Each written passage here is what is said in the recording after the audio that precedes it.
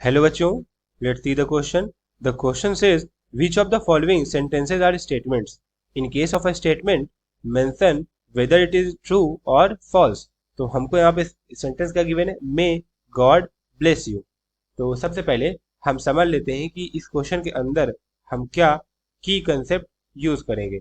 Basically इस question को solve करने के लिए हमें नॉलेज होनी चाहिए स्टेटमेंट के बारे में.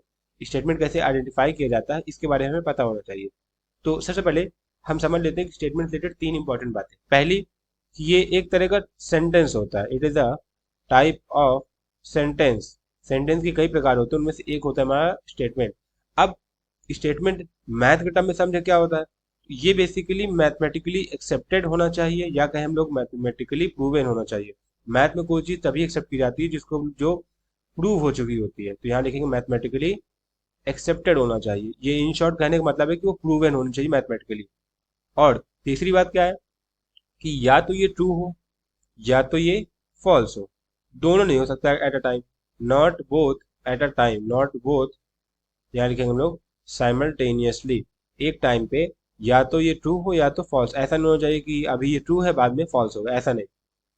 आप क्वेश्चन में देखें तो क्वेश्चन में हमको सेंटेंस क्या गिवन है. Basically it is given that may God bless you. May God bless you. ये एक तरीके का देखा जाए तो एक प्रेयर है या कहते हैं ऑप्टेटिव सेंटेंस है. आप किसी के लिए कह सकते हैं कि प्रे कर रहे हैं कि मे गॉड ब्लेस यू. तो यहाँ पे हम लोग लिखेंगे clear statement that since since given sentence is not a proven fact. Given sentence is not a proven fact. ये प्रूवन फैक्ट नहीं है, ये बेसिकली एक तरह का ऑप्टेटिव सेंटेंस है. यहाँ लिखेंगे proven fact but a optative sentence is not a proven fact but a optative sentence. optative sentence.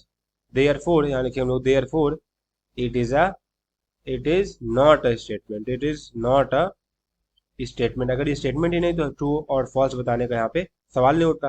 तो यहाँ से हम लोग बोलेंगे the final answer of this question is it is not a statement. I hope you have understood everything very well. Thank you and all the best.